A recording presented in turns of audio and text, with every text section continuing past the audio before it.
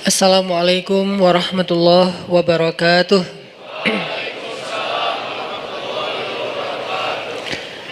Innal hamdalillah nahmaduhu wa nasta'inuhu wa nastaghfiruh.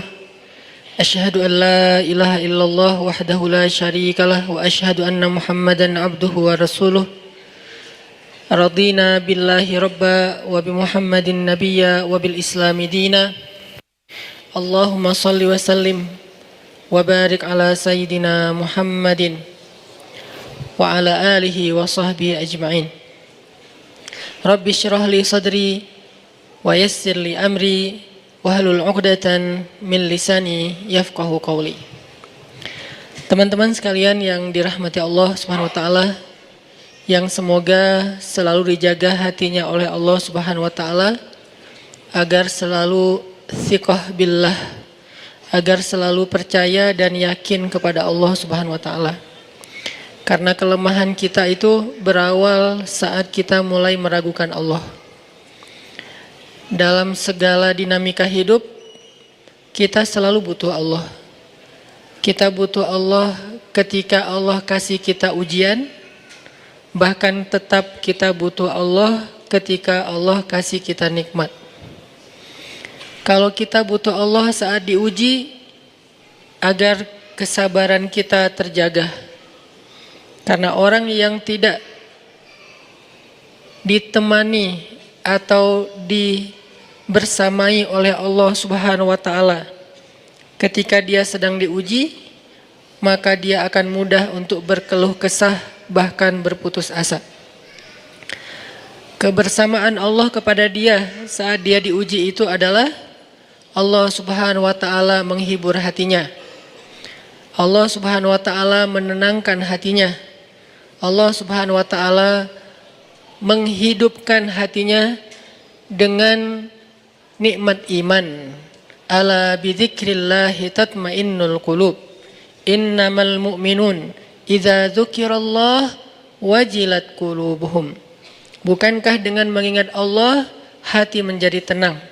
Dan orang yang beriman apabila diingatkan dengan nama Allah, disebut nama Allah, maka hatinya akan bergetar. Ini bentuk Allah membersamai hambanya ketika dia dalam keadaan diuji. Allah menghiburnya dengan kalimat, Alam yajidka yatiman fa'awa, wa wajadaka dhallan fahada, wa wajadaka ailan fa'aghna. Allah menghiburnya dengan kalimat, Inna a'tainakal kautsar. Allah menghiburnya dengan kalimat, Kalla saya'lamun, summa kalla saya'lamun. Allah menghiburnya dengan kalimat, La tahzan, innallaha ma'ana. Ini adalah ketika Allah membersamai seorang hamba saat dia dalam keadaan diuji. Allah membersamai hamba juga ketika dia dalam keadaan diberi nikmat. Karena tanpa itu, maka seseorang akan jatuh justru kepada dosa-dosa karena dia mendapatkan banyak kenikmatan hidup. Kalau Allah Subhanahu wa taala tidak menjaga dia saat dia diberi nikmat, maka nikmat itu justru menjadi jalan bagi dia untuk terjerumus kepada banyak dosa. Justru nikmat itulah yang menjadi penghalang bagi dia untuk mengingat Allah. Karena dia sibuk menikmati hidupnya, akhirnya dia terhalang dari mengingat Allah tepat waktu. Sibuk menikmati hidupnya, terhalang dari Allah untuk bangun tengah malam. Karena dia tidurnya larut. Kenapa tidur larut? Karena terlalu banyak yang harus dia nikmati sebelum tidur. Dia bisa makan-makan, dia bisa jalan-jalan, dia bisa ngopi, dia bisa ketemu teman, dia bisa belanja. Bahkan untuk menghadap Allah, curhat kepada Allah. Hal yang selama ini dia lakukan justru ketika dia diuji oleh Allah. Ketika diuji oleh Allah, mudah bagi dia bangkit tengah malam, curhat, sujud panjang, menangis dalam doa. Ketika Allah kasih nikmat, curhatnya hilang, malamnya lelap, sampai bahkan subuhnya juga kelewat. Ini kalau Allah enggak membersamai seorang hamba ketika dia diberi nikmat. Sehingga orang yang seperti ini, kalau dalam keadaan seperti ini terus menerus dalam jangka waktu yang lama, nanti dia akan terjebak di dalam istidraj. Setelah sekian lama, tapi nggak boleh kita baru ngelihat orang dapat nikmat, wah istidraj itu, nggak boleh. Ini namanya rillan, dengki sama orang lain. Nggak mau ngelihat orang dapat nikmat itu nggak rela gitu, langsung dijudge istidraj, hati-hati. Ngelihat orang dapat nikmat, ain, hati-hati. Ngelihat orang dapat nikmat, ria, sombong, hati-hati gitu kan. Ini gampang menjudge. Istidraj itu setelah sekian lama. Karena Allah nggak langsung mengistidraj hambanya hanya ketika sekali dia terjatuh. Hanya ketika sekali dia tergelincir. Hanya ketika sekali dia tersandung. Langsung Allah istidraj. Allah tidak seperti kita yang mudah sekali untuk patah hati. Allah itu dikhianati oleh hambanya berkali-kali nggak patah hati. Sabar nunggu kita taubat. Berbaik sangka bahkan kepada kita walaupun Allah Maha tahu tentang nasib kita. Berharap, berbaik sangka di sini artinya Allah berharap kita suatu saat sadar, suatu saat kembali, suatu saat pulang lagi kepada Allah, suatu saat minta ampun kepada Allah. Gak langsung begitu kita bikin dosa, sementara nikmat kita banyak, langsung Allah, wah kamu udah saya istidraj. Biarin aja kayak gitu. Unfollow. Allah mengunfollow hambanya, ya, tapi butuh waktu yang lama. Setelah postingannya sekian kali itu jelek terus. Bahkan kalau dia scroll dari bawah tuh postingannya jelek semua, maka di unfollow. Siapa orang yang di unfollow oleh Allah? Bara'atum minallah. Itu bahasa Al-Qur'annya. Allah berlepas tangan. Apa bahasa sosial media? Allah berlepas tangan. Udah gak mau lagi membersamai dia. Udah gak mau lagi perhatian sama dia. Udah memutuskan dia, ini diputusin sama Allah, ini seburuk-buruk musibah, tapi kan enggak ujuk-ujuk ya. Baru sekali kesandung, udah males unfollow aja. Itu mah kita. Kalau Allah enggak kayak gitu. Kalau Allah walaupun kita udah tersandung, berapa tahun kita tersandung? Bukan tersandung lagi, pergi meninggalkan Allah. Bertahun-tahun kan? Kita enggak sholat berapa tahun? Kita enggak puasa berapa Ramadan? Kita nggak zakat berapa kali dikasih rezeki, berapa kali masuk nisab dan haul. Kita mengabaikan azan berapa kali dengar dalam sehari. Apakah langsung Allah istidraj? Enggak. Tapi kalau kita terus-terusan kayak gini, satu saat Allah biarkan kita istidraj. Sanastadrijuhum min haitsu la ya'lamun. Akan kami istidraj mereka dari jalan yang mereka nggak pernah duga. Maksudnya mereka pikir hidup mereka baik-baik saja. Mereka pikir mereka tidak akan celaka lagi. Mereka pikir mereka tidak akan bisa binasa lagi. Itu disebut di dalam surat Al-Mulk, disebut di dalam surat Al-Kahfi, cerita tentang orang-orang yang kufur sekian lama sampai dia berkeyakinan saya nggak mungkin rugi, saya nggak mungkin celaka. Dari jalan mana saya akan celaka sementara saya punya segalanya. Dalam kondisi kayak ginilah orang sanastadrijuhum min haitsu la ya'lamun. Akan kami istidraj, akan kami giring mereka dari jalan yang mereka enggak pernah duga kepada apa digiring. Bukan kepada kesesatan. Allah tidak menyesatkan hambanya. Kalimat Allah menyesatkan di sini artinya Allah membiarkan sesat.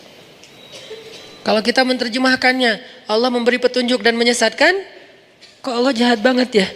Pilih-pilih hambanya, yang ini dikasih petunjuk, yang ini dibiarkan disesatkan. Enggak, arti Allah menyesatkan bukan Allah memberi dia kesesatan. Allah tidak menyesatkan hambanya. Allah Maha Rahim, Maha Rahman. Terus arti menyesatkan di sini adalah orang yang memilih jalan kesesatan Allah biarkan.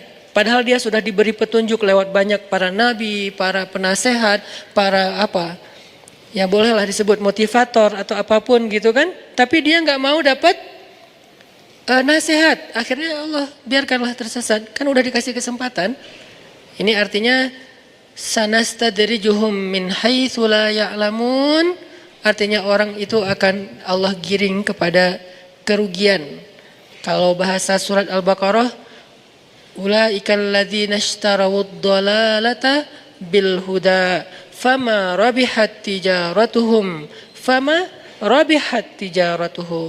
Tijarah mereka, dagangnya mereka, hitung-hitungannya mereka, transaksinya mereka itu fama rabihat. Enggak ada rabahnya, tidak ada untungnya.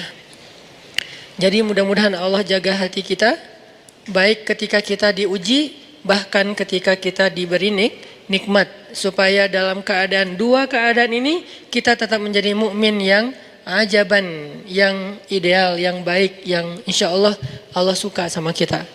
Kalau diuji sabara fakana khairallah, kalau diberi nikmat syakara fakana khairallah. Kalau dia diuji dia bersabar, dan itu kebaikan untuk dia. Ternyata diuji ujung-ujungnya baik. Lewat apa ujian menjadi kebaikan? Lewat sabar. Bukankah Allah bilang wabasyiris sabirin? Sampaikan berita gembira kepada orang yang sabar. Ada banyak kebaikan yang Allah sediakan untuk orang yang sabar kalau dia sabar. Dan kalau diberi nikmat syakara. Kalau diberi nikmat dia bersyukur. Fakana khairallah. Kenapa nikmat kok menjadi kebaikan? Karena maksud nikmat dan kebaikan kan nikmat itu udah kebaikan. Kenapa ditambah kebaikan? Maksudnya dengan dia bersyukur Allah tambahkan kebaikan itu. La in syakartum la azidannakum. Jadi orang beriman itu kayaknya hidupnya tuh nggak ada, harusnya sih nggak ada bete-nya. Hidupnya tuh nggak ada istilah, aduh hari ini gue kayak rugi banget nih. Nggak ada orang yang beriman rugi. Mau dia dalam keadaan, kan hidup kita tuh di antara dua itu kan. Kalau cuman varian ujian itu aja macam-macam. Varian ujian itu misalnya kalau di surat Al-Baqarah Allah menyebutkan 3 varian ujian kan. Ba'sa, dharra, zulzilu. Ujian fisik, ujian harta. Harta ini termasuk karir, kerjaan, usaha, bisnis. Dan ujian zulzilu, ujian perasaan, termasuk diputusin, atau orang yang dekat sama kita jadian sama yang lain, atau mungkin di unfollow oleh ya gitu deh. Saya kalau udah ngebahas bab ini agak gimana gitu. Jadi 3 varian ini masuk kategori apa? Masuk kategori ujian. Tetap aja 2. Kalau nggak ujian nikmat, antara 2 itu nih. In asabathu sarra syakara wa in asabathu dharra sabara. Udah gitu aja. Dan nanti bahkan sampai ayatnya gini. Alladzina yunfiquna fis sarra'i wad dharra. Orang yang tetap beramal soleh lewat hartanya dalam keadaan dia berkelebihan atau dalam keadaan dia kekurangan. Itu mukmin, keren banget gitu. Dia tuh nggak pernah kehilangan kesempatan berbuat baik. Baik berbuat baik. Gimana nih? Baik beramal soleh ketika dia dalam keadaan dikasih nikmat, maupun beramal soleh ketika dia dikasih ujian, tetap aja beramal soleh. Contoh yang ayat tadi, yunfikuna fis sarra, berinfak dalam keadaan sarra, dalam keadaan bahagia, senang, lagi dapat untung gitu kan. Ataupun yunfikuna fid dharra, tetap berinfak walaupun dia dalam keadaan dharra, dalam keadaan susah. Dalam keadaan dor itu kan bahaya. Ini kalau saya infak nih bahaya nih buat saya nih. Kalau saya kasih nih saya kayak nggak ada tabungan buat mahar nih. Kalau saya kasih ke dia, terus saya gimana? Gitu kan? Ini dor banget nih, bahaya banget nih. Tapi dia tetap berinfak. Siapa yang mencontohkan hal seperti itu? Selain pastinya Rasulullah udah gak diragukan lagi. Yang jadi kayak simbol berinfak walaupun dia butuh. Orang-orang Ansor. Yu'thiruna ala anfusihim walau kana bihim khasasah. Mereka mendahulukan orang muhajirin atas dirinya sendiri. Walaupun sebetulnya dia juga butuh kepada kebaikan itu. Tapi dikasih buat muhajirin. Ini namanya yunfikuna fid dharra, bukan fis sarra. Berinfak dalam keadaan susah. Insyaallah nanti kita lanjutkan renungan-renungan menambah iman ini setelah kita sholat isya. Barakallahu fikum. Bismillahirrahmanirrahim. Teman-teman yang dirahmati Allah Subhanahu wa taala, tadi kita membahas tentang harapan agar Allah Subhanahu wa taala selalu menjaga hati kita agar setiap saat kita bisa thiqah billah, bisa percaya dan yakin kepada Allah. Karena Allah satu-satunya pegangan kita. Kalau kita nggak berpegang kepada Allah, jangankan saat dikasih ujian, dikasih nikmat aja bisa oleng gitu kan. Apalagi dikasih ujian. Dikasih nikmat aja bentuk olengnya apa? Masih ngeluh. Udah dikasih nikmat, masih ngeluh. Apalagi dikasih ujian lebih, bukan ngeluh lagi, keluh kesah jadinya. Dan akhirnya berputus asa. Orang yang Allah jaga hatinya dalam keadaan senang dan susah, salah satu contohnya adalah orang yang yunfiquna fis sarra'i wad dharra, orang yang bisa tetap beramal soleh, tetap berinfak, bisa tetap bantu orang bahkan ketika dia dalam keadaan dharra, dalam keadaan susah. Yang kadang-kadang ngebantu orang itu beresiko buat dia sendiri. Dia sendiri lagi butuh bantuan, tapi dia juga malah bantu orang lain. Selama yang dia lakuin ini tidak menzalimi hak orang-orang yang menjadi tanggungannya. Ini penting catatannya di sini nih. Jangan sampai kita menjadikan narasi ini sebagai dalil bantu orang walaupun kita dalam keadaan butuh. Kalau kita sendiri sih nggak masalah. Tapi kalau yang butuh ini adalah keluarga, maka kita harus bermusyawarah dengan keluarga kita. Mereka punya hak untuk menentukan ya atau tidak. Kalaupun tidak, kita nggak boleh menjudge mereka tidak solehah. Misalnya seorang suami lagi punya hutang. Hutang itu kan tanggungan bersama kan? Karena nanti kalau datang debt collector, kalau ada tagihan yang akan menanggung gelisah, takut, terancam, nggak nyaman itu bukan cuman suami, tapi juga istri ngerasain nggak nyamannya didatengin orang yang nagih hutang tuh nggak nyaman. Sehingga kalau nanti ada yang harus dijual dari aset kita kan itu bagian dari hak istri juga. Kalau perabotan rumah ada yang harus dijual kan itu jangan-jangan itu alat senamnya istri misalnya kan ya. Jadi dia tetap menanggung konsekuensi dari resiko berhutang gitu kan. Sehingga kalau misalnya kita lagi punya hutang, terus kita mau bantu orang yang juga punya hutang, cuman dia kayak darurat banget. Kalau yang diambil itu dari bagian kita, gak apa-apa. Kita yang nanggung konsekuensinya. Tapi kalau yang diambil itu adalah bagian keluarga, gak boleh sembarangan. Mah, kan kata Ustadz juga, yunfikuna fid dharra, berinfak dalam keadaan susah. Orang-orang Ansar, yu'thiruna ala anfusihim, walau kana bihim khasasah. Kita ngeluarin dalil itu fasih, tapi ternyata salah tempat. Dalilnya nggak diragukan kesahihannya, ayatnya jelas. Apa yang ada yang di surat Al-Baqarah, ada yang surat apa itu yang yusiruna ala anfusihim. Jadi artinya nggak salah dengan dalil, tapi kurang bijaksana. Kurang apa bijaksana teh? Kurang hikmah. Kurang wise, kurang bijaksana. Kenapa? Karena Abu Bakar As-Siddiq ketika beliau menginfakkan seluruh hartanya fi sabilillah, istrinya itu adalah siapa istrinya? Asma bintu Umais. Apakah istri kita Asma bintu Umais? Bukan, istri kita Ais. Bukan Asma, beda atuh. Jadi jangan paksain Teh Ais seperti Asma. Dan Asma juga nggak terpaksa melakukan itu. Kalau istri kita sekelas dengan Asma bintu Umais, siapa Asma bintu Umais? Seorang perempuan, seorang istri yang setelah suaminya jadi khalifah, nafkahnya kurang drastis. Drop banget nih nafkah keluarganya. Saking dropnya, sampai nggak bisa makan daging, nggak sanggup beli daging. Lalu karena kangen pengen makan daging dan pengen ngelihat suaminya juga makan daging, kasihan. Akhirnya dia sisihkan dari belanja hariannya, ditabung.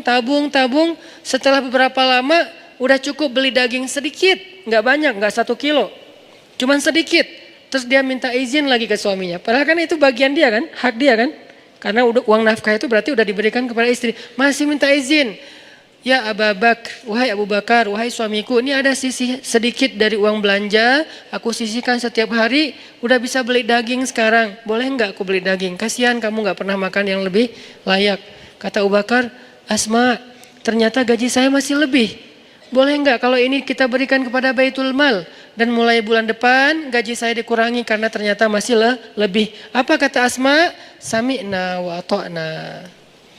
Istrinya ini Asma bintu Umais, perempuan yang punya 3 suami, 3-tiganya ahli surga. Ja'far, Abu Bakar, Ali. Dan ini kisah di masa Abu Bakar. Nanti ada kisah di masa Ja'far yang juga luar biasa, yang sapu lidi itu. Ada kisah di masa Ali yang juga luar biasa, anaknya saling memamerkan ayah mereka. Karena dari 3 suami, 3-tiganya punya anak laki-laki. Anak Abu Bakar bilang ayah saya paling baik, anak Ali bilang ayah saya paling baik, anak Ja'far bilang ayah saya paling baik. Terus yang mana nih? Kan bingung Asma teh. Yang ini bilang ayah saya nih pemuda surga, sebaik-baik pemuda Makkah. Ayah saya sebaik-baik orang tua Makkah. Masing-masing membanggakan ayahnya. Masing-masing punya cerita-cerita kehebatan Asma bintu Umais. Artinya nggak bisa juga sembarangan kita mengambil hak keluarga kita lalu kita dengan alasan berinfak dalam keadaan dharra. Nggak boleh, karena itu tidak bijak. Sehingga ketika ada sahabat yang ingin menghabiskan hartanya untuk infak, minta izin ke Nabi, Nabi nanya, kamu punya keluarga? Punya anak? Punya. Ya udah, beri bagian mereka. Kalau gitu setengah ya Rasulullah. Enggak, masih kebanyakan. Kalau gitu sepertiga ya Rasulullah, itu pun masih kebanyakan, tapi cukuplah. Sepertiga aja masih kebanyakan, tapi cukup. Lalu bagaimana dengan Abu Bakar? Abu Bakar lihat dulu, makanya kita nggak bisa memahami satu dalil tanpa mendalami konteksnya. Jangan sampai kita menggunakan cerita Abu Bakar untuk membolehkan diri kita melakukan apapun yang kita suka. Mah, papa nih pengen jadi Abu Bakar. Tugas kita didik dulu istri kita biar jadi Asma. Baru nanti kita bisa jadi Abu Bakar. Abu Bakar itu keberhasilannya bukan hanya berinfak dengan seluruh hartanya. Keberhasilan Abu Bakar juga di situ, adegan itu adalah dia berhasil mendidik Asma menjadi seorang istri yang mampu berlapang dada ketika suaminya berinfak dengan seluruh hartanya dan nggak punya apa-apa lagi yang tersisa. Tapi kalau nggak jadi seperti Asma pun jangan langsung dijudge, mamah nih jauh banget dari Asma. Ya Allah, gimana ini? Galau aja. Jangan, karena lahum darajatun inda rabbihim faddalna ba'dahum ala ba'd. Kami berikan kelebihan sebagian orang atas sebagian yang lain. Dan istri Nabi juga beda-beda kelebihannya. Para anbiya beda-beda kelebihannya. Ada para nabi yang kelebihannya lebih kepada suara.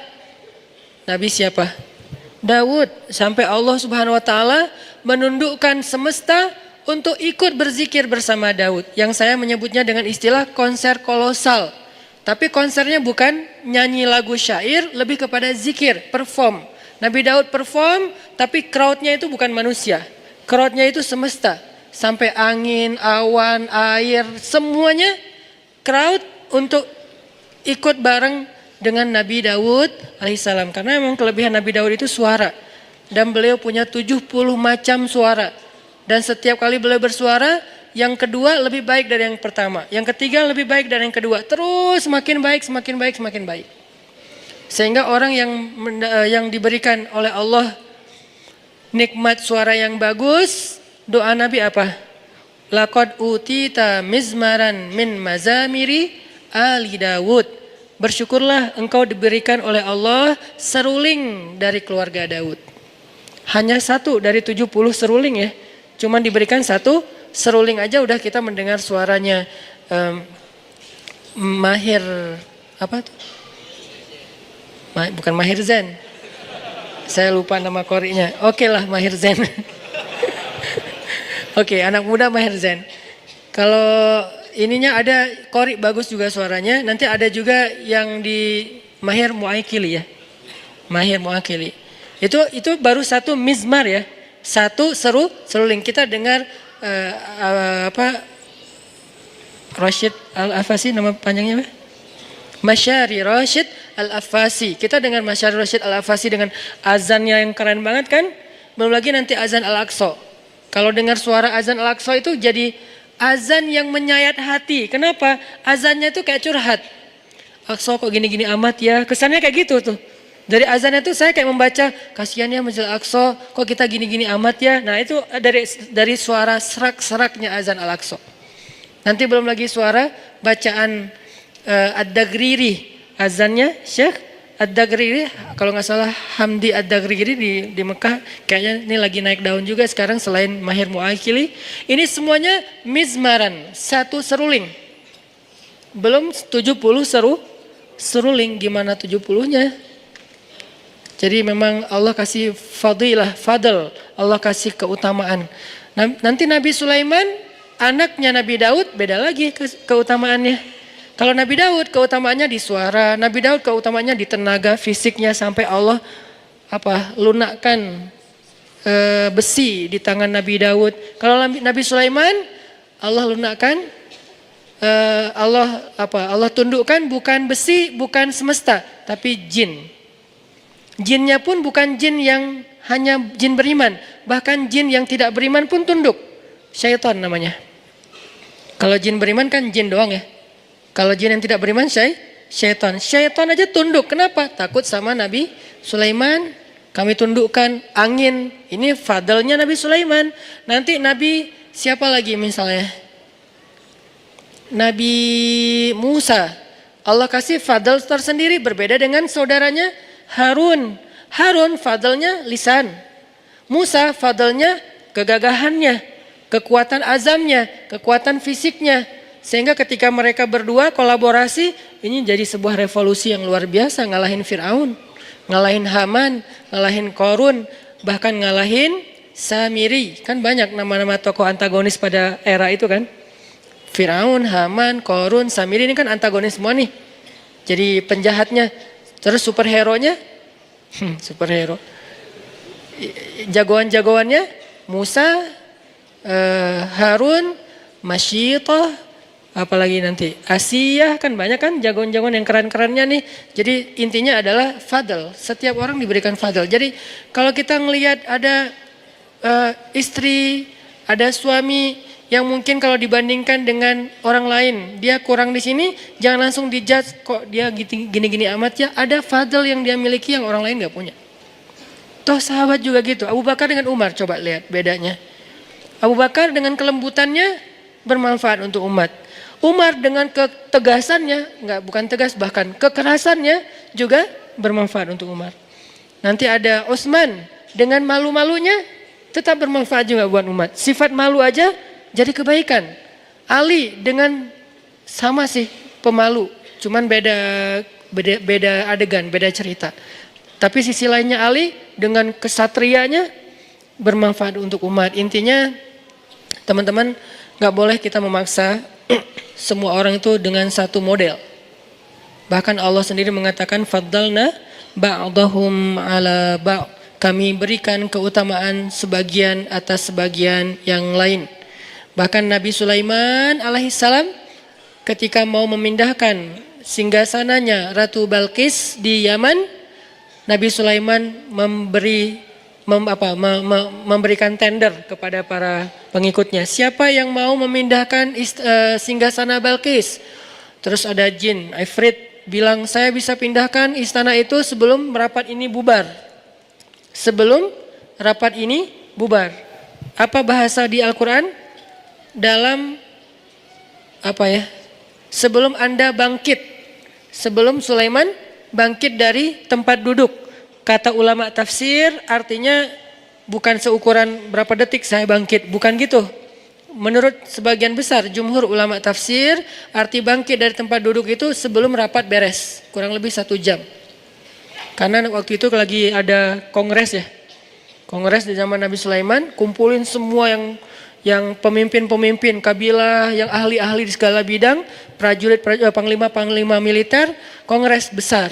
Salah satu agendanya adalah membahas tentang masalah kerajaan Saba dengan Ratu Balqisnya. Lalu Nabi Sulaiman nanya, siapa yang bisa membawa singgasana Balqis ke sini?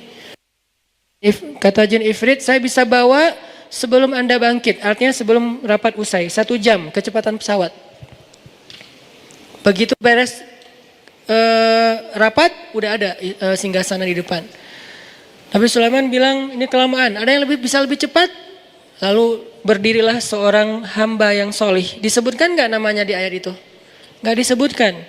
Kenapa? Bukan itu intinya. Yang Allah mau sampaikan kepada kita, banyak orang yang Allah berikan kelebihan tapi gak terkenal. Banyak orang yang Allah berikan kelebihan tapi dia mungkin enggak dalam segala hal, dalam satu hal aja.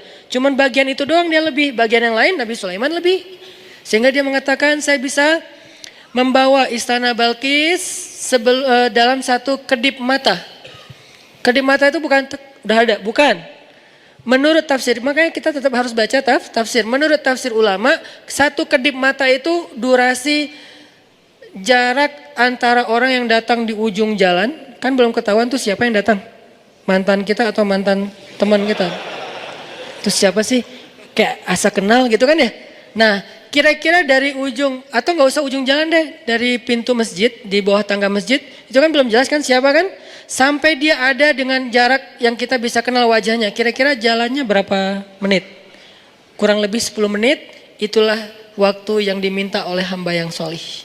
Dari arti sekejap mata, dari pandangan yang gak jelas menjadi jelas musafir yang baru datang. Itu kafilah dagang siapa? Siapa orang yang paling depan? Siapa yang naik onta itu? Sampai jelas. Berarti dari awalnya kelihatan setitik orang sampai menjadi jelas kurang lebih 10 menit, setengah jam.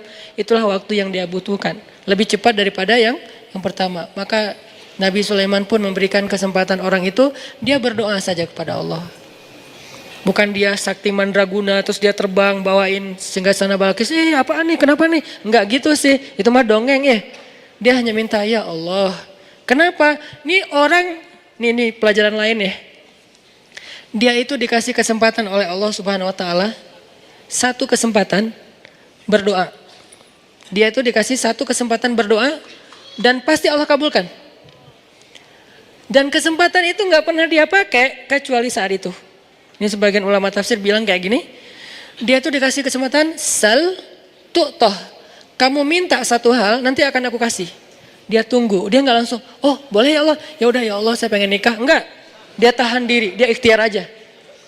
Yang itu dia nggak pakai. Jadi kartu doa yang paling diijabah itu nggak dipakai buat kebutuhan pribadi dia. Untuk nikah kah, untuk dagang kah, untuk lulus kuliah kah, untuk apalah segala macam. Enggak. Dia tunggu sampai yang paling penting baru dia pakai. Kapan paling penting? Ketika seorang pemimpin membutuhkan support dari dia. Siapa yang bisa support saya dalam dakwah? Siapa yang bisa support saya untuk ekspansi kekuasaan yang adil, yaitu kekuasaan agama Allah? Baru dia pakai ya Nabi ya Allah saya. Lalu dia angkat tangannya, dia bilang ya Allah, tolonglah Sulaiman. Bawalah singgasana Balkis ke hadapannya sehingga engkau akan tunjukkan kekuasaanmu supaya Balkis beriman. Langsung Allah bawa. Jadi dia pakai satu-satunya kesempatan dia berdoa, bukan ngedoain orang yang udah mutusin dia tanpa alasan. Ya Allah dia jawab banget sih. Ini walaupun sebetulnya doa kita kan banyaknya kesempatannya. Ini artinya kalau sekali-kalinya kita dikasih kesempatan berdoa yang lain gak diijabah kecuali sekali. Maka sebaik-baik orang yang menggunakan doa itu adalah untuk mendoakan kepemimpinan atau diberikan seorang pemimpin yang solih, pemimpin yang adil, pemimpin yang bisa menjadi khalifatullahi fil ard, menjadi wakil Allah di muka bumi. Arti wakil Allah itu menyebarkan agama Allah yang adil di muka bumi. Rahmatan lil alamin. Maaf ya agak kemana-mana nih. Sebetulnya yang mau dibahas bukan ini sih. Ini mah prolognya jadi kelamaan. Nggak apa-apa lah. Mudah-mudahan jadi motivasi ya buat kita untuk tadi intinya balik lagi ke awal. Semoga Allah menjaga hati kita dalam thiqah. Dan malam ini baru mau bahas. Dan malam ini kita akan sesuai dengan feedster yang udah disebar oleh teman-teman Shift Media. Saya akan coba sharing sedikit dari, saya yakin di sini bukan saya doang yang pernah ke Jepang. Saya mah juga baru beberapa kali doang. Pasti ada teman-teman yang mungkin udah bolak-balik ke Jepang. Agak-agak bete dikit, ke Jepang gitu. Ada yang kayak gitu mungkin ya. Ada yang pengen belanja bawang ke Jepang. Ada yang kangen udang ke Jepang. Pengen makan udang ke Jepang aja. Padahal udang banyak di sini bertebaran. Tapi pengen yang asli, yang dari Jepang misalnya. Ada yang setiap winter ke Jepang. Ada yang mungkin pernah tinggal di Jepang. Ada yang bahkan sekarang lagi tinggal di Jepang live streaming. Jadi saya bukan bermaksud lebih sok tahu daripada teman-teman. Hanya angle saya kemarin seminggu ke Jepang itu mudah-mudahan semakin menegaskan sebuah pesan yang selama ini udah kita saksikan sendiri, kita dengar dari teman atau bahkan teman-teman yang di Jepang mungkin ngalamin langsung. Tentang moral, akhlak. Kalau di Fitster teman-teman lihat seorang muslim Jepang yang ketika kita nyerahin satu hadiah kantong yang sekarang jadi program SIF itu untuk mengganti kantong plastik kalau kita belanja, terus kita sediain kantong yang kalau itu jadi kayak gantungan kunci, ditaruh di tas, ditaruh di motor. Jadi kalau kita belanja itu bisa pakai itu, nggak usah banyak pakai plastik supaya mengurangi sampah plastik. Ini hanya ikhtiar kecil lah dan nggak ada apa-apanya dibandingkan yang udah dilakukan banyak komunitas yang lain. Tapi kita ingin terlibat kecil-kecilan. Kita kasih ke dia, sebetulnya sederhana sih kantong itu, harganya murah, desainnya biasa sebetulnya, cuman buat kita sih bagian dari kepedulian gitu ya. Kita serahin nih, kita serahin sama dia, coba lihat gimana ekspresinya. Kayak nggak pernah ngelihat kantong gituan ya. Padahal kan di Jepang udah banyak yang gitu, malah saya juga beli di Jepang untuk jadi kayak sampel, kita bikin gini yuk. Jadi kita di Jepang malah belajar tentang bikin kantong yang lebih bagus, yang lebih murah dan lebih kayak nyaman aja dipakai gitu dari bahan yang lebih bagus. Dia tuh kayak nggak pernah ngeliat kantong gitu, kayak tinggal di kutub mana gitu.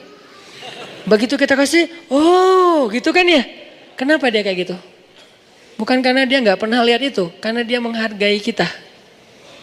Ini namanya orang yang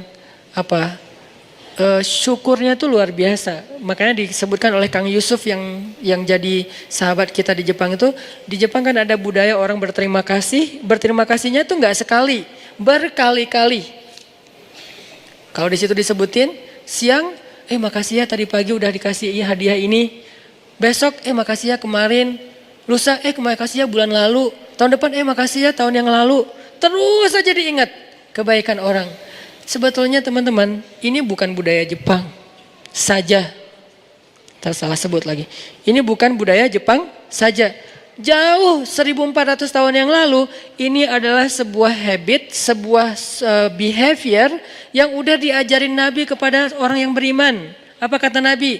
Kalau ada orang yang berbuat baik kepada kalian, maka balaslah kebaikan itu. Kalau kalian tidak mampu membalas kebaikan itu, maka doakanlah dia seolah-olah kalian sudah membayar kebaikannya. Itu satu cara kita menghargai orang lain. Banyak hadis pastinya. Kalau ada orang yang berbuat baik kepada kalian, maka balaslah kebaikan itu. Jadi kalau dia kasih kita hadiah, balikin hadiah ke dia. Makanya bahasanya tahadu. Bukan ihdi, tapi tahadu. Apa arti tahadu? Saling memberi hadiahlah kalian. Jangan cuma nerima hadiah terus. Saling mentraktirlah kalian. Jangan cuma ditraktirin mulu. Apalagi saling share pulsalah atau kuotalah kalian. Jangan cuma minta kuota terus. Ini kan terjemahan praktis ya dari tahadu. Karena saya nggak suka menerjemahin teks Al-Quran dan hadis hanya secara teori. Kita harus mampu menerjemahkannya dalam praktek kekitaan. Kekitaan artinya sesuai dengan praktek kehidupan daily-nya kita. Kalau enggak namanya bukan penerjemah. Kalau enggak bukan dai, hanya sekedar penerjemah. Dai itu harus bisa membawa idealisme kepada realitas, itu dai. Dan itu enggak gampang loh. Kita harus tafakur, kita harus muhasabah, kita harus memahami realitas, baru kita bisa bawa idealisme kepada realitas. Ini kalau di zaman kita gini, ini kalau di zaman kita gini. Itu namanya membawa sebuah idealisme sirah nabawiyah menjadi sebuah solusi konkret program kehidupan kita zaman sekarang. Kalau cuman bicara sirah nabawiyah secara narasi, teori, tapi nggak bisa diterjemahkan dalam praktek kekinian, ini sama dengan buku atuh. Apa gunanya bedah buku? Saya dulu ketika kuliah di Mesir, kita pakai buku nih, bawa buku ini ya, dosen ngasih tahu, beli buku ini. Kasih tahu referensinya, kita cari di perpustakaan buku. Udah gitu di kampus kita bedah. Ngapain bedah lagi kalau udah ada buku? Karena buku hanya menjelaskan teori. Bedah dari dosen ini syarah kalau dalam hadis, tafsir kalau dalam Quran, tahqiq kalau dalam ilmu ilmiah. Itu tujuannya apa? Untuk menjelaskan lagi teori-teori di buku itu dalam bentuk yang lebih konkret. Nah, begitu juga ta'lim. Kalau ta'lim cuma saya bahas bahwa Nabi pernah begini, bahwa Nabi pernah begitu, terus zaman kita gimana? Kan nggak mentranslate kan? Nggak menterjemah.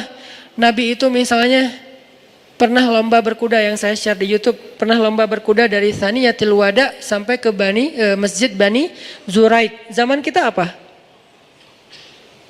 Bukan cuma berkuda, ini berarti belum menterjemah sirah nabawiyah.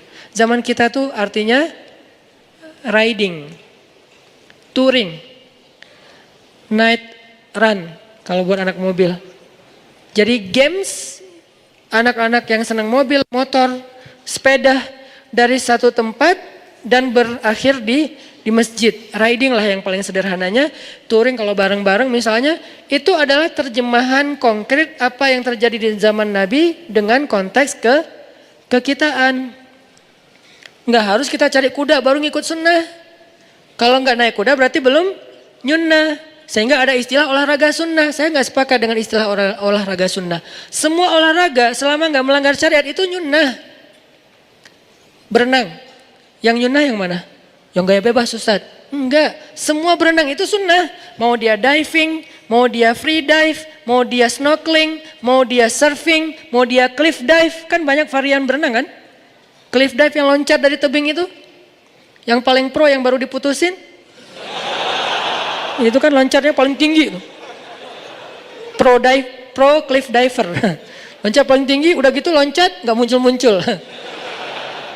Ini kan varian dari berenang, free dive kah, diving kah, snorkeling kah, apalagi saya nggak tahu, surfing atau kalau surfing aja mazhabnya banyak banget nih.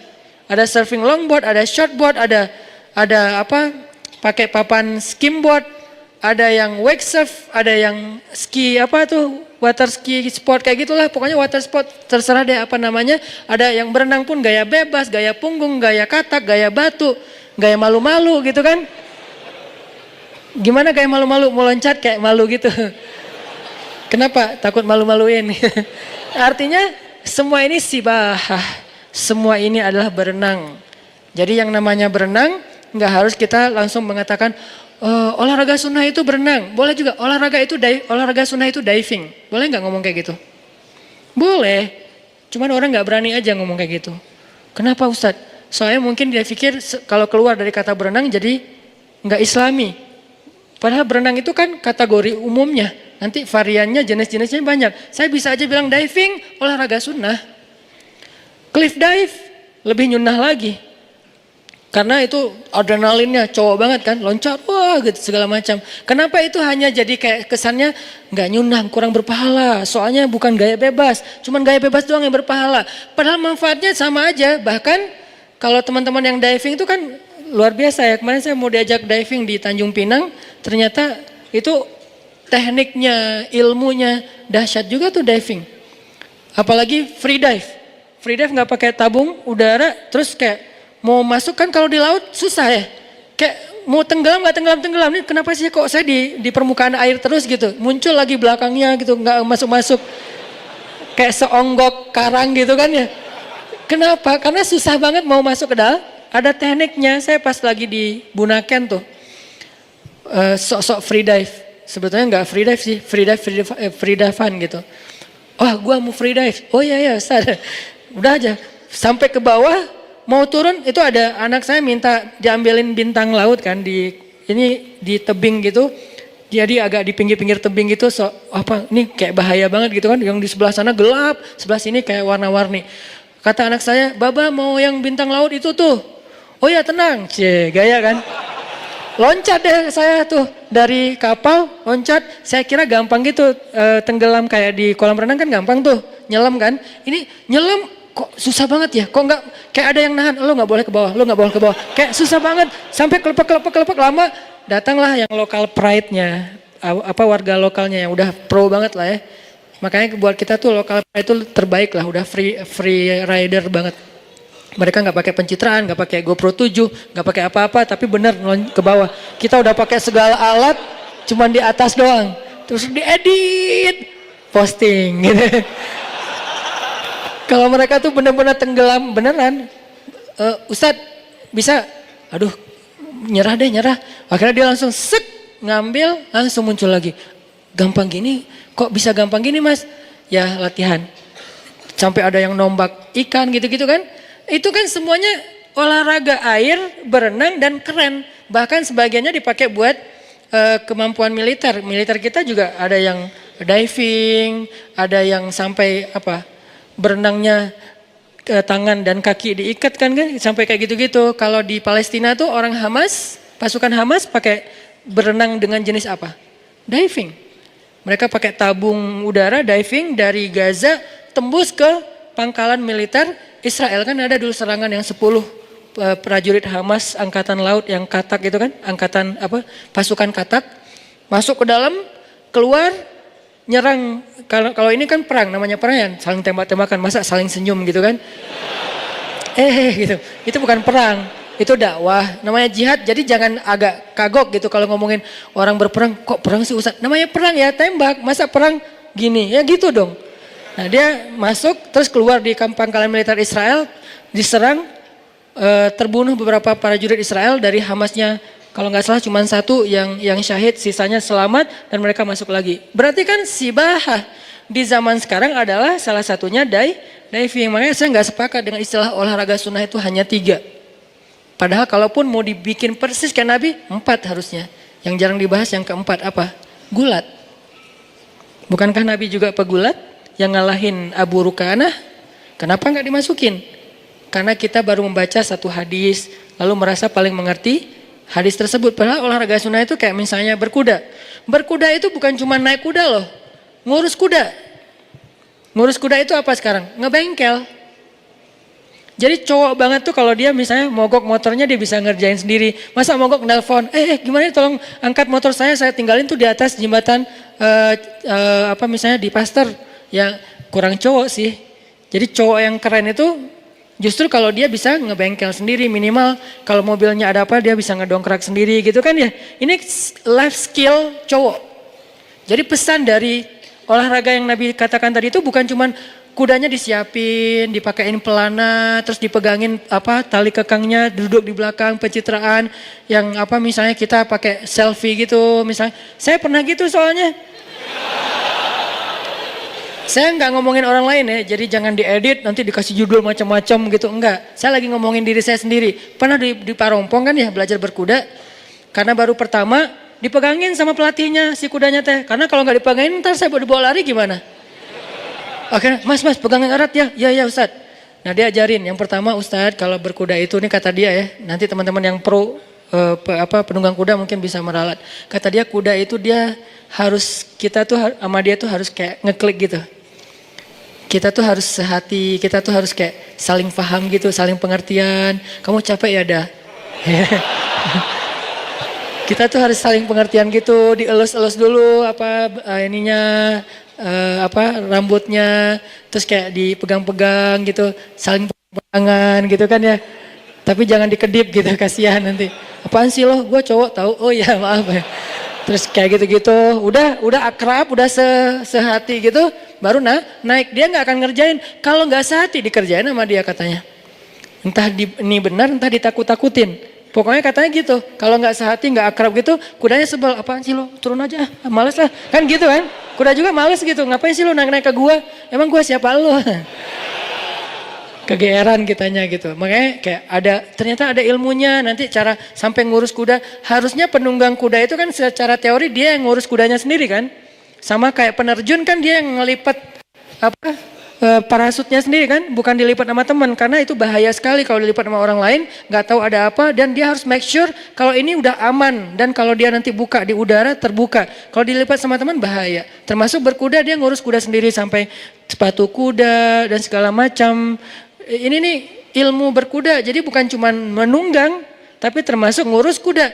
Kalau motor bukan cuman riding, termasuk ngurus motornya, servisnya, dia bersihin motornya, kalau ada yang rusak minimal ganti oli deh. Ini life skill. Ini nih sunnah Nabi SAW. Jadi buat saya kurang sepakat dengan istilah olahraga sunnah. Semua olahraga itu sunnah. Jadi teman-teman yang senang dengan segala macam jenis olahraga, dengan syarat satu aja, tidak melanggar syariat. Apa melanggar syariat? Satu, membuka aurat. Kan jelas kan? Kalau membuka aurat bukan olahraganya berarti, tinggal kita tutup aja. Satu, membuka aurat. Dua, olahraganya misalnya sampai menzolimi orang lain. Tiga, misalnya ada judinya di dalamnya gitu kan, kompetisi ada judinya. Kalau nggak melanggar syariat ya nggak masalah. Main bola nyunah nggak? Nyunah. Dari mana main bola nyunah? Ada hadis. Makanya kalau baca sirah Nabi itu yang banyak adegannya tuh, biar kita open minded, terbuka. Oh ternyata ada juga yang adegan gini. Main bola itu di zaman Nabi yang dipakai apa? Jin. Bolanya itu bukan karet, jin. Pro siapa coba? Freestyler, jin. Ah nih gue lagi sebel banget sama jinis gitu-gitu. Wes, jinnya Yang di mana tuh? Jin yang masih kayak anak yang baru latihan, kayak jin masih amatiran. Dia tuh lagi kayak apa ya? Lagi kayak apa istilahnya kalau di kita? Lagi training ya. Jin lagi training, amatiran. Trainingnya apa? Training menggoda orang lagi sholat. Cuman salah milih sasaran. Targetnya legend. Rasulullah targetnya. Kan ini kayak nggak sebanding banget ya. Harusnya ada targetnya orang yang baru masuk Islam kah? Atau siapalah yang masih lemah imannya. Ini targetnya legend. Yang paling keren di antara umat manusia, Rasulullah. Itu ditargetin sama dia. Sementara dia masih training. Nggak ngerti cara ngegodain orang. Wah ini lagi ada tahajud nih. Cowok ini gua godain deh. Nabi digodain. Nabi lagi Allahu Akbar baca ayat. Wah dia udah jungkir balik, udah segala macam. Wah udah heboh gitu, norak gak jelas gitu kan. Nabi biasa-biasa aja. Loh kok lo biasa aja sih? Lo siapa sih? Gak kenal sama Rasul. Soalnya dia kayak gak ngecek dulu siapa targetnya. Gak buka dulu akun-akunnya apa nih. Siapa sih ini? Jadi dia kayak terlalu sembrono lah. Sampai udah jungkir balik Nabi biasa-biasa aja. Nabi selesai salam, dipegang sama Nabi. Hah? Kok dia bisa megang gua? Dipegang sama Nabi, diuyel-uyel. Uyel-uyel itu apa? Iya, digitu-gituin, jadi bulat kayak bola, terus diikat, ditaruh di tiang masjid. Nih Masjid Nabawi ya. Gak usah dibahas bab itu deh. Dikit aja. Kan Masjid Nabawi itu ada dua area kan? Ada area tertutup kayak gini. Itu dipakai ibadah, dipakai itikaf, pakai sholat. Ada area terbuka, namanya sahan. Atau kalau bahasa arsitek kata Muzamil, courtyard. Memang dalam masjid juga. Nah di situ digantung tuh di tiang Masjid Nabawi bola api jin. Dia menyala seperti api tapi tidak membakar apa-apa. Digantung di tiang masjid. Nunggu sampai subuh. Begitu subuh anak-anak kecil Madinah kan pada subuh berjamaah tuh. Mereka kan sunrise lover semua kan. Pada senang dengan waktu subuh. Karena waktu subuh itu waktu paling baik untuk orang yang beriman kan kata Nabi. Jadi pada bangun anak-anak kecil, kita ke masjid yuk. Anak-anak kayak ukuran pinupin gitu. Tapi sahabat-sahabat gitu kan. Anak-anak kecil, emang anak-anak di bawah 10 tahun. Ke masjid, ramai kan anak kecil ke masjid. Subuh-subuh kan seru banget ya. Subuh-subuh anak kecil pada ketemu gengnya. Ke masjid ramai-ramai. Begitu masuk masjid ngelihat, kok ada lampu apa tuh kayak bola? Wah ya habis subuh kita main bola itu ya. Pada bisik-bisik gitu. Habis subuh pengen main bola itu. Begitu selesai subuh Nabi ngambil bolanya dilepaskan. Pergi jinnya. Jangan balik lagi ya. Ya maaf salah target. Pergi aja dia. Kata Nabi apa? Kalau bukan karena doa saudaraku Sulaiman. Akan aku biarkan jin ini jadi bola ditendang oleh anak-anak di kota Madinah. Berarti sepak bola udah ada pada masa itu, cuman contoh dalilnya bola api jin.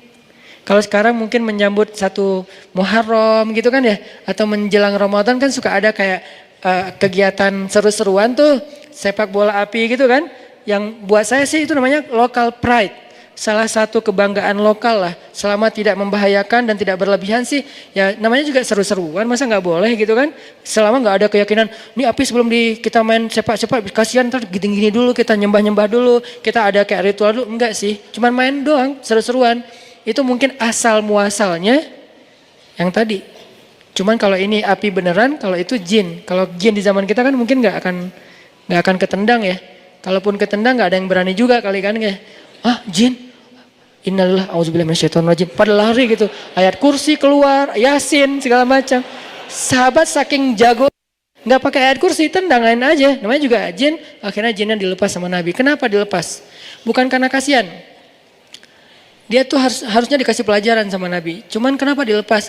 Nabi menghargai doa Sulaiman. Apa doa Sulaiman? Ya Allah, beri saya kekuasaan yang tidak engkau berikan kepada orang setelah saya. Apa kekuasaannya? Bisa menguasai jin. Sebetulnya Nabi bisa aja, cuman menghargai Nabi Sulaiman. Jadi di antara para Nabi kayak saling respect gitu. Ah, ini mah bagian Sulaiman deh. Jangan saya nggak akan ngambil bagian itu. Kalau mau bisa lebih daripada Sulaiman. Sama kayak Nabi Musa membelah laut yang saya sering cerita. Nabi Muhammad membelah bulan. Lebih dahsyat siapa coba? Walaupun sama-sama dahsyat.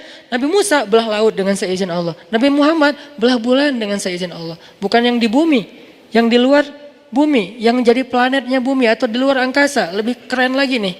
Cuman ya Nabi Muhammad kan tipenya nggak pamer kayak kita ya. Baru apa aja udah, wes langsung edit lagi, terus kasih back sound, nggak apa di slow motion. Kebayang belah bulan slow motion? Demi untuk bisa diakui gitu kan, itu mah kita. Tapi saya nggak berani menjudge karena emang saya juga gitu soalnya. Main snowboard, yang jatuh-jatuhnya di skip. Yang jatuh jangan ditampilin ya. Oh ya Ustaz. Yang jatuhnya nggak ada yang kelihatan kecuali yang hadir pada masa itu off air. Kalau yang lihat di sosial media, wah Ustaz jago banget nih bisa backside terus frontside gitu kan. Itu kan yang bisanya. Yang nggak bisanya terguling-guling kepala, terbentur segala macam. Enggak, itu hanya untuk saya dan teman-teman yang ikut. Jadi kalau pengen lihat saya jatuh, yuk ikut bareng. Promo, hard selling. Balik lagi tadi ngomong apa kok jadi kesini? Olahraga. Intinya sih, dia tuh menghargai banget pemberian kita sampai, arigato kata dia, makasih banyak. Wah apa segala macam. Ekspresinya tuh kayak orang gak pernah ngeliat apa-apa. Ini namanya menghargai. Makanya Rasulullah SAW mengajarkan kita, kalau ada orang berbuat baik kepada kita, cobalah balas kebaikan dia. Tahadu, baru tahabu. Saling berhadiahlah kalian. Jangan dihadiahin terus.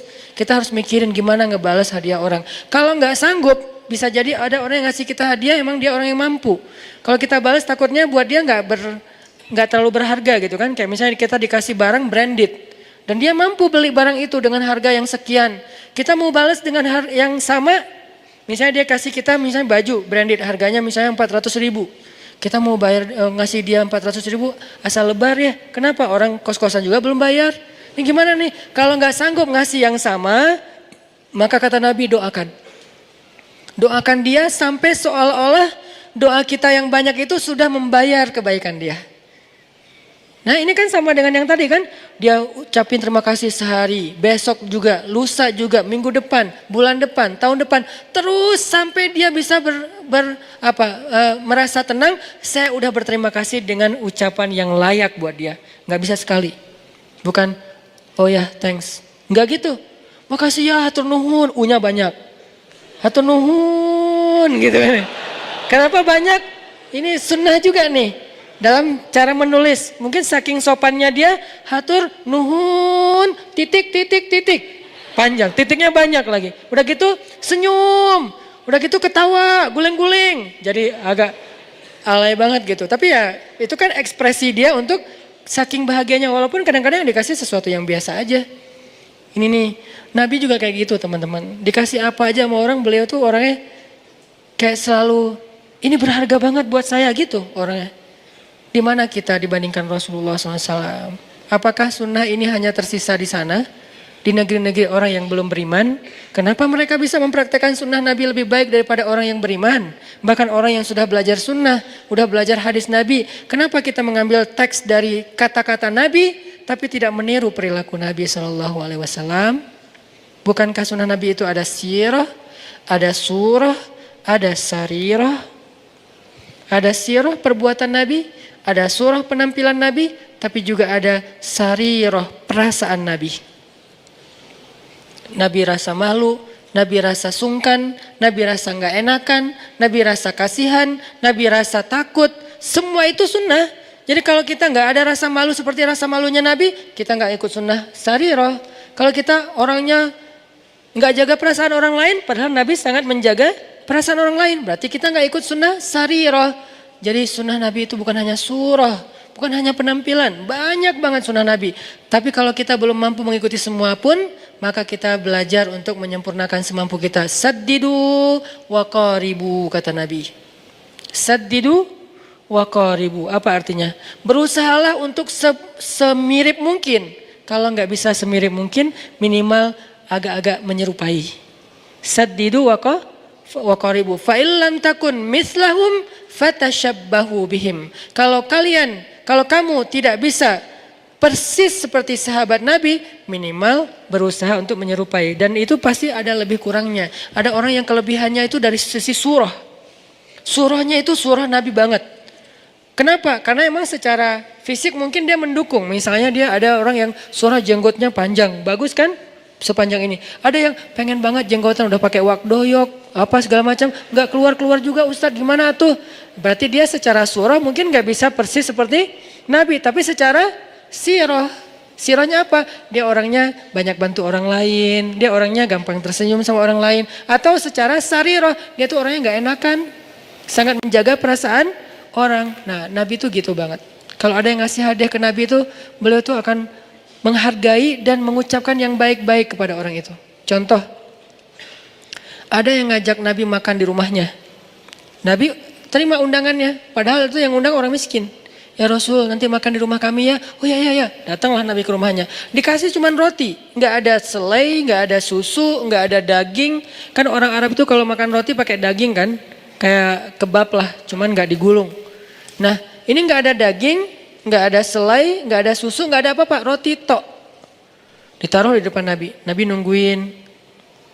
Biasanya ntar habis ini datang selai gitu. Selainya bisa korma, selainya bisa keju dari susu, selainya juga bisa yang lain-lain gitu. Ditungguin. Nggak datang-datang. Orangnya juga duduk depan Nabi. Ya Rasulullah silakan dimakan. Oh, ada selainya kata Nabi. Nabi nanya karena nggak terbiasa makan gitu doang. Nabi tanya ada selainya. Aduh maaf ya Rasulullah, nggak ada apa-apa, cuman ada cuka boleh. Dihadirkanlah cuka di sebelah Nabi. Nabi mengambil roti disobek, dicelupin dengan cuka, dioles dengan cuka, makan. Nabi dengan wajah berseri-seri mengatakan, senikmat-nikmat lauk itu adalah cuka. Gimana Rasulullah coba? Luar biasa akhlaknya. Senikmat-nikmat lauk adalah cuka. Kalau yang sekarang kita dihadapkan kayak gitu, paling yang ngerti tentang hadis ini cuma orang Palembang. Karena orang Palembang memang memakai cuka untuk sebagai makanan favorit kan, yaitu empek-empek dan emang enak. Jadi kalau udah sampai ke Palembang saya ngerti hadisnya. Benar juga sih kata Nabi, senikmat-nikmat lauk itu adalah cuka yang empek-empek. Cuman kalau di luar Palembang kita nggak ngerti kan senikmat-nikmat lauk itu cuka. Jadi jangan diterjemahin, ya itu mah wajar Ustaz, empek-empek emang enak. Ya oke, tapi kan ini bukan di Palembang, lagi di Arab. Orang Arab nggak tahu empek-empek.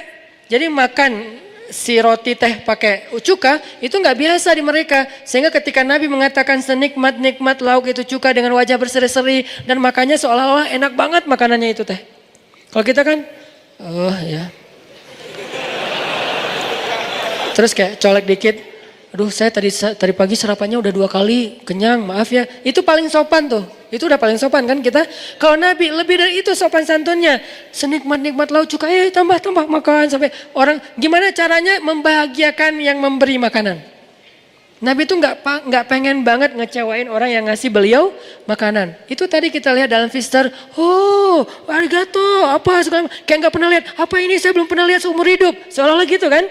Ini cara dia mengapresiat orang yang memberikan hadiah kecil yang tadi. Itu tuh akhlak keren banget. Apa salahnya kita belajar kepada orang yang belum beriman pun kalau itu kebaikan? Bukankah kita disuruh ambil nasihat dari siapapun walaupun dari mulut budak Habasyah? Terimalah kebenaran walaupun itu keluar dari mulut budak Habasyah. Emangnya itu nggak ada di Madinah? Ada tapi bagian yang berbeda. Nggak ada di Mekah? Ada tapi bagian yang berbeda. Cuman udah jarang juga saya lihat sekarang. Ini jadi kayak saya pas ke beberapa negara yang mungkin mayoritasnya non muslim tuh sedih gitu. Ada giroh. Apa arti giroh? Cemburu. Giroh itu bukan semangat. Kalau semangat itu hamasah. Kalau giroh itu artinya cemburu. Ada giroh, cemburu.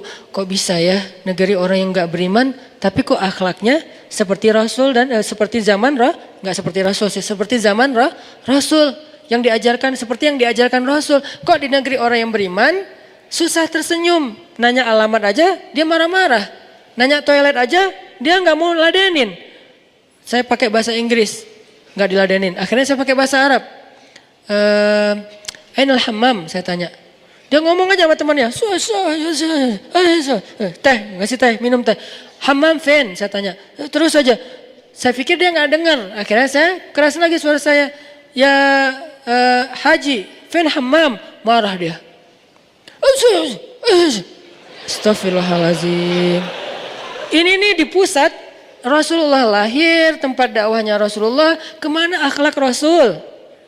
Tidak bolehkah kita menjadikan ini sebagai bahan untuk evaluasi dan muhasabah diri? Apakah kita nggak boleh mengevaluasi seolah-olah udah suci semuanya? Yang suci itu Rasul dan ajarannya. Tetapi pengikutnya kita berbeda-beda. Ada yang imannya lemah, ada yang imannya kuat. Cuman kenyataannya sekarang secara sosial prihatin sih. Agak krisis. Di pusat yang harusnya orang ngelihat inilah Islam, malah ngelihat kok Islam gini. Ini kan kasihan ya. Jadi ini adalah bentuk ghirah kita. Kita pengen Mekah lebih daripada Tokyo. Kita pengen Madinah lebih daripada di negeri-negeri lain dalam sosial, bukan dalam ritual ya. Kalau ritual udah pastilah terbaik karena itu pusat ibadah seluruh dunia. Tapi dalam sosial ada orang soleh banyak. Cuman yang keseharian kita lihat sampai di jalan-jalan manggil artis Indonesia kan ya. Kita bawa istri, saya marah kalau istri saya dipanggil dengan nama artis yang mungkin lagi apa gitu di Indonesia. Apa gitu kan, nggak boleh disebut namanya kan. Itu kan sering tuh. Yang di Madinah kita datang ke hotel, kadang-kadang saya kayak digini-giniin gitu. Haji, apaan sih lo? Gitu. Jadi kayak, kenapa sih kok saya dicolek-colek gitu kan, saya merasa kayak ternodai sih. Kenapa kayak gini gitu? Kenapa nggak kayak tersenyum, kayak akhlaknya baik, nggak maksain orang kalau belanja, jangan bohong kalau lagi dagang, jangan dijelek-jelekin satu bangsa, satu kabilah. Indonesia bakhil. Ngapain dia menghina Indonesia? Kenapa kalau Malaysia dia Malaysia good, Indonesia bakhil kata dia. Saya kan tersinggung karena saya mau beli parfum. Parfumnya tuh emang mahal sih. Ada Oud Arabi gitu kan, parfum dari kayu asli Arab gitu. Saya masuk, dari mana? Indonesia. Udah keluar aja, keluar. Hah? Kenapa? Kamu nggak sanggup beli? Orang Indonesia tuh nggak sanggup beli yang kayak gini-gini. Astagfirullahaladzim. Berapa harganya? Sekian ribu real. Oh ya nggak sanggup. Assalamualaikum. Emang nggak sanggup gitu. Tapi kan orang Indonesia nggak semuanya kayak saya tuh ya. Banyak yang kaya yang sanggup beli kan. Saya doang yang kebenaran lagi apes nggak sanggup beli. Dulu. Waktu itu masih mahasiswa soalnya. Mahasiswa tahu sendiri kan, kita kan prihatin banget. Saya pernah jadi mahasiswa, teman-teman sebagian mahasiswa tahulah gimana pun orang tuanya mampu kadang-kadang kita irit gitu kan. Datang kenapa bisa datang ke situ? Penasaran aja kok wangi dari setiap lewat wangi. Saya pengen, siapa tahu saya bisa beli 100 mili aja. Berapa? Sekian ribu real. 100 mili harganya jutaan. Berarti sekali saya oles 100 ribu atau. Wah, lebar, pergi aja saya. Assalamualaikum, Indonesia, ruh. Besok-besoknya teman saya nyamar. Dari mana? Malaysia. Sahib. Mau pilih yang mana? Jadi kayak, wah ini mah diskriminasi ini saya bilang. Akhlak, kalau pas ini bukan membanding-bandingkan, tapi kayak saya pengen ini bisa nggak sih kalau nggak ada di Mekah Madinah sekarang mungkin ya udah di Bandung deh, di Indonesia deh. Orang Jepang nanya, dari mana? Indonesia. Wah Indonesia. Dia kayak senang. Padahal kan kita banyak impor barang dari mereka kan. Jadi mereka kayak ngerasa, oh kalian kan ngambilnya dari saya. Nggak ngerasa gitu, kayak ngerasa besar kepala. Ini akhlak teman-teman. Di mana dalil yang kita baca, kok nggak terwujud dalam akhlak kita? Gimana cara mereka menghargai orang lain? Gimana cara, walaupun tetap ada masalah pasti. Nggak ada manusia yang sempurna. Pasti ada, saya kan nggak mau membahas sisi negatifnya. Karena saya nggak mau menjudge. Ada sih sisi negatifnya, masalah mental mereka yang rapuh, masalah sampai itu ada yang aneh-aneh di sana tuh. Katanya nggak mau dibahas Ustadz. Ya udah deh, nggak usah dibahas.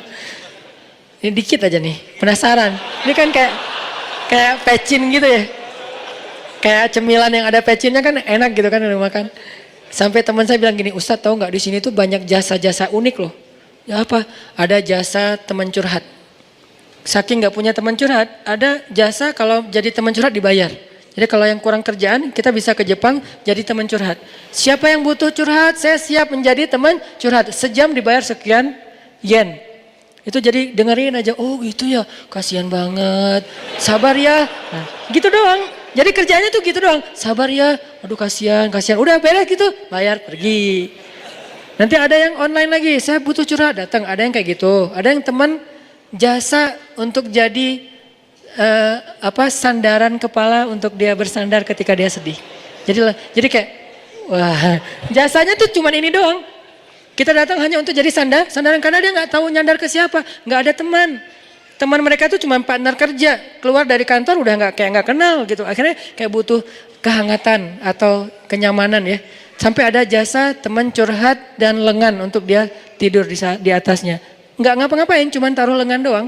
Tapi curhatnya di tempat tidur. Cuman jangan kemana-mana ya. Cuman segitu doang curhat. Ya aku ditinggalin sama anak-anakku. Iya kasihan. Teman-temanku tuh pada cuek sama aku. Oh gitu. Terus curhat semalaman udah beres. Transfer jangan lupa ya. Oh iya. Ada yang kayak gitu-gitu sih. Cuman ya namanya juga makhluk kan ya. Gak ada yang sempurna kecuali ketika dia mengamalkan agama Allah. Masalahnya bukan itu. Mereka kayak gitu wajar karena mereka gak beriman. Orang beriman kok bisa kehilangan akhlak moral yang keren-keren yang sekarang ada sebagiannya di mereka. Ini PR-nya yang kita mau bahas. Gimana caranya? Bukankah Nabi mengajarkan itu? Sampai Nabi mengatakan kalau ada orang yang berbuat baik kepadamu katakanlah jazakumullahu khaira jaza atau ahsanal jaza khairan katsira, bebas dah yang penting khairan. Jangan su'an, jangan sayyi'ah, jangan khairan itu banyak. Ahsanal jaza khairan katsira atau jazakumullahu khairan boleh juga. Semoga Allah membalasmu dengan kebaikan yang lebih banyak. Itu artinya kita udah menghargai orang lain. Dan dengan ekspresi yang bukan jazakumullahu khair. Enggak gitu sih. Jazakumullahu khair. Ekspresi itu Nabi banget loh. Karena Nabi itu orangnya ekspresif. Ekspresi Nabi itu selalu menyenangkan orang yang di sebelahnya. Dan Nabi itu orang yang sangat menghargai orang lain. Makanya teman-teman akhlak. Akhlak ini jadi jadi displaynya Islam. Kalau kita pengen memperkenalkan Islam kepada orang lain yang belum beriman, bukan dengan dalil dulu, tapi dengan akhlak. Baru setelah akhlak, nanti kita fahamkan dia tentang ayat-ayat Allah, tentang hadis-hadis Rasulullah. Mudah-mudahan dia nggak akan menjebak kita dengan kalimat, katanya lu paling Islam kok nggak ada akhlaknya. Nah ini kan jadi bumerang ya buat kita ya, umat Islam. Terutama di Bandung, di Indonesia, kita anak muda. Yuk kita coba praktekin akhlak-akhlak Nabi. Termasuk kayak, nih ya, saya pengen baca beberapa kisah yang saya catat tentang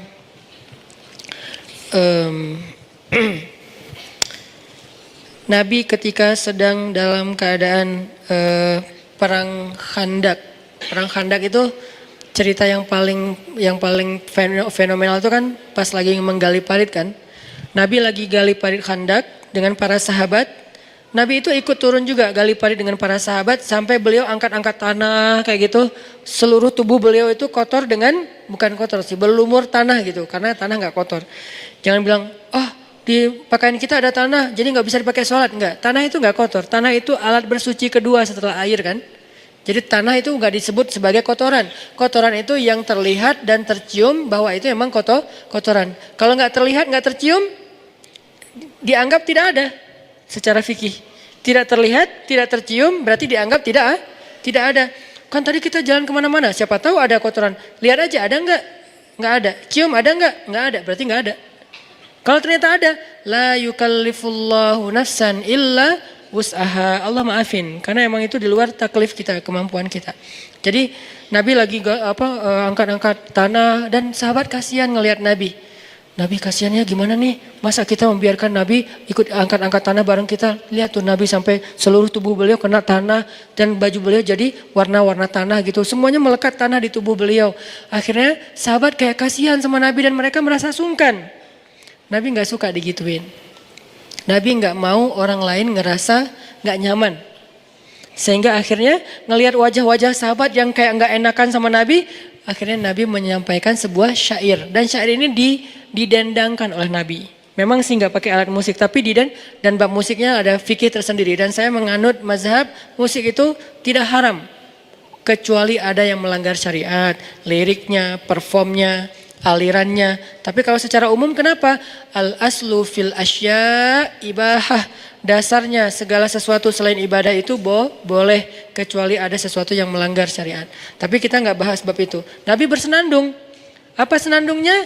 Senandungnya bahwa ini nggak apa-apa, ini nggak apa-apa. Ini kalau saya bacakan saya nggak hafal juga syairnya, baru dengar tadi. Nabi bersenandung gini. Laulallahu mahtadaina wala tasaddaqna wa sallaina fa'anzalanna sakinatan alaina wa thabbitil aqdama in laqina inna idza qaumun baghaw alaina wa in aradu fitnatan abaina. Kalimat yang penting di sini menurut saya abaina. Abai itu dari bahasa Arab jadi bahasa Indonesia. Mengabaikan, abaikan itu bahasa Arab jadi bahasa Indonesia. Kata Nabi, inna idza qaumun baghaw alaina wa in aradu fitnatan abaina kata Nabi. Kita adalah kaum di sini artinya kaum muslimin. Kita adalah kaum yang kalau orang mencela kita, kalau orang memfitnah kita, kalau bahasa sekarang kalau orang membuli kita, abaina, kita abaikan, tidak kita ladeni. Itulah sunnah Nabi. Bayangkan, luar biasa kan ajaran Rasulullah SAW. Ini termasuk dalam etika kita bersosial media. Kalau orang head speech buat kita, kalau orang ngebully kita, kalau orang nge-hate kita di dalam sosial media, abaina. Kita abaikan. Gak boleh diladeni. Ini Nabi bacakan ketika para sahabat merasa gak nyaman. Nabi ikut angkat-angkat tanah bersama mereka. Lalu Nabi bersyair. Kalau kita terjemahin satu persatu kata Nabi, laulallahu mahtadaina, kalau bukan karena Allah kita nggak dapat petunjuk. Wala tasaddaqna wasallaina, kita nggak akan ngerti cara untuk bersedekah dan sholat. Fa'anzalanna sakinatan alaina, lalu Allah turunkan kepada kita ketenangan. Wasabbatil aqdam in laqina, Allah kuatkan langkah kita ketika kita menemukan musuh. Inna, sungguh kita adalah kaum idza qaumun baghaw alaina, kita adalah kaum yang jika ada orang yang berbuat jahat kepada kita, baghaw itu kayak nge-hate kita, wa in aradu fitnatan, dan memfitnah kita, abaina kata Nabi. Tapi enggak ada riwayat seperti apa senandung Nabi, sehingga saya tidak bisa mencontohkan senandung iramanya. Beda dengan pas bangun Masjid Nabawi, ada juga senandung Nabi. Kata ini sahabat yang pertama, mereka bilang gini, la isha illa ishal akhirah, Allahumma arham ansara wal muhajirah, la in qa'adna wa nabiyyu ya'malu, fadhaka minnal amalul mudallalu, la isha illa ishal akhirah, Allahumma arham ansara wal muhajirah. Diikuti rame-rame. Kebayang ya? Ini acara mereka lagi bangun masjid tapi sambil bersenandung supaya enggak boring. Kan kata Ali bin Abi Thalib, rawihul qulub, senangkan hati kalian. Supaya apa? Karena hati itu kadang juga bisa bosan, sebagaimana tubuh juga bisa capek. Maka rawihul qulub. Akhirnya Ali juga sambil ngangkat-ngangkat, sambil nyemen gitu, dia ngecor. La in qa'adna wa nabiyyu ya'malu, fadzaka minnal amalul mudallalu. Mereka saling, yang ujung sana, la in qa'adna wa nabiyyu ya'malu. Coba nanti para penyair, para komposer lagu bikin ini jadi salah satu lagu favorit anak muda. Karena ini adalah lagu yang dibaca oleh mereka. La isha illa ishal akhirah. Kita nyebutnya nasyid. La isha illa ishal akhirah. Allahumma arham ansara wal muhajirah. Yang ujung sana ngelihat, wah, seru ya, yang kelompok ini kan mereka beda-beda kelompok kan. Ada yang bagian ngecor, ada yang bagian apa, ada yang ngaduk-ngaduk semen, ada yang pasirnya dihalus-halusin gitu kan. Bagi-bagi tugas nih. Yang pojok sana, wah kita lebih bagus lagi. Akhirnya kan saut-sautan gitu. Siapa yang paling kelompoknya suaranya bagus. La in qa'adna wa nabiyyu ya'malu, sambil bawa-bawa batu. Fadzaka minnal amalul mudallalu. Artinya apa? Kalau kita duduk-duduk aja, Nabi itu bekerja loh. Apa kita nggak malu? Itu maksudnya. La in qa'adna wa nabiyyu ya'malu. Kita masa duduk-duduk aja sementara Nabi bekerja. Fadzaka minnal amalu mudallalu. Kalau gitu malu-maluin dong kita di depan Nabi. La 'aisha illa 'aishal akhirah. Tidak ada kehidupan yang nyaman kecuali nanti di akhirat. Dunia emang kayak gini, jadi nggak usah ngeluh kalau kita angkat batu, nggak usah ngeluh kalau kita capek, nggak usah ngeluh kalau kita sakit badannya, nggak usah ngeluh. Kenapa? La 'aisha illa 'aishal akhirah. Tidak ada hidup yang nyaman kecuali nanti di akhirat. Allahummarham ansara wal muhajirah. Ya Allah, rahmatilah orang Ansar dan Muhajirin. Mereka bersyair lagi membangun masjid. Lihat gimana kehidupan mereka itu luar biasa. Ada bagian nangis, ada bagian khusyuk, ada bagian entertain. Ini artinya di dalam hadis ini Nabi SAW mengajarkan kepada kita banyak hal. Satu, beliau itu nggak mau merepotkan orang, nggak mau dikasihani. Kenapa? Dikasihani itu berarti merepotkan orang lain. Kedua, beliau mengajarkan kepada kita untuk abaina. Abaikan saja. Abai itu dari bahasa Arab aba. Lalu para sahabat membalas. Nabi udah selesai dengan syairnya. Para sahabat membalas dengan syair. Nahnul ladzina bay'u Muhammada alal jihadi ma baqina abada. Diulang sama yang lain jadi syair yang disenandungkan. Cuman karena nggak ada riwayatnya saya nggak bisa mensenandungkannya. Nanti tinggal bebaslah senandungnya pakai irama opik kah, maherzen kah, mahir apakah, bebas. Yang penting kalimatnya nahnul ladzi bay'u Muhammada. Kami adalah orang yang berbaiat kepada Nabi Muhammad al jihadi ma baqina abada. Kami tidak pernah absen dari berjuang bersama Rasulullah SAW. Jadi kayak saling menguatkan. Nabi bilang, kita adalah kaum yang Allah beri petunjuk. Kita tidak peduli dengan omongan orang lain. Ayo kita bekerja. Kata para sahabat, kita sudah berbaiat kepada Nabi. Kita tidak akan pernah diam. Kita akan ikut Nabi. Jadi semangat. Coba lihat adegan ini dari angle itu spirit yang luar biasa. Saling menguatkan. Sampai Nabi pernah melihat ada seorang sahabat lagi angkat batu, ketiban dengan batunya. Jadi jatuh ketimpa batu. Jadi dia angkat batu gitu, karena nggak kuat, jatuh, terus batunya menimpa dia, terus dia kayak berat gitu. Sahabat-sahabat yang lain mengatakan dengan syair-syair mereka, ayo bangkit, yang engkau bawa itu adalah dosa-dosa, Pas dia tahu ini dosa, dia angkat sama dia. Kenapa? Dia dikuatkan sama yang lain. Kalau dia mampu memikul itu di dunia, nanti dia tidak akan memikul lagi dosa di akhirat. Ini kan lewat syair, tidak melulu lewat ceramah. Bahkan lewat syair-syair yang disenandungkan, mereka memberi semangat, mereka memberi nasihat, mereka menguatkan motivasi kepada yang lain. Berarti ada tuh nasyid di zaman sahabat. Soal alat musiknya, ini perbedaan fikih. Yang jelas secara umum, ghina, nasyid, ada. Yang dimaksud dengan ghina yang nggak boleh itu adalah yang tadi secara performnya. Cewek yang mungkin di depan cowok, kemudian suaranya jangankan nyanyi ya, ngomong dilembut-lembutin kan nggak boleh kan? Angkat telepon, halo, oh iya, kayak orang baru bangun tidur gitu nggak boleh. Biasa aja, halo, oh ya, oh iya, nggak gitu-gitu juga sih. Kadang ada juga suara cewek itu nggak dilembut-lembutin juga udah, aduh astagfirullahaladzim, gimana nih? Di loudspeaker, akhirnya pas di loudspeaker, astagfirullahaladzim, rame-rame astagfirullah gitu kan ya. Kenapa? Suaranya emang keren sih, mungkin dia bekas penyiar kali. Nah suara penyiar kan bagus ya, atau dia seorang vokalis juga mungkin emang suaranya bagus. Ya sewajarnya aja, semampu kita jangan sampai udah suara bagus dilembut-lembutin lagi tuh, nggak boleh kan? Makanya Allah mengatakan di Al-Quran itu, janganlah kalian melembut-lembutkan suara kalian ketika kalian berbicara. Kenapa? Takutnya nanti ada orang yang hatinya itu nggak siap. Nggak semua cowok itu, gue biasa aja, yang lain nggak gitu. Ada yang kita biasa aja, ada yang teman kita udah luar biasa. Diam-diam dia kayak gak bisa tidur gitu. Bagus banget ya suaranya ya, gitu kan. Ada gak sih yang kayak gitu? Ada. Kita pernah gak sih kayak gitu? Pernah. Jujur aja. Pernah gak kita kayak gitu? Pernah. Dan saya juga pernah. Sengaja Ustadz. Hampir. Maksud hampir sengaja, gak sengaja nelfon. Aduh astagfirullah. Udahan ya. Assalamualaikum. Waalaikumsalam. Kenapa Ustadz?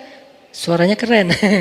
Ada yang kayak gitu? Ada. Ya, makanya ya kalau nggak berlebihan, bukan cewek, terus juga performnya nggak berlebihan juga, musiknya nggak berlebihan, artinya yang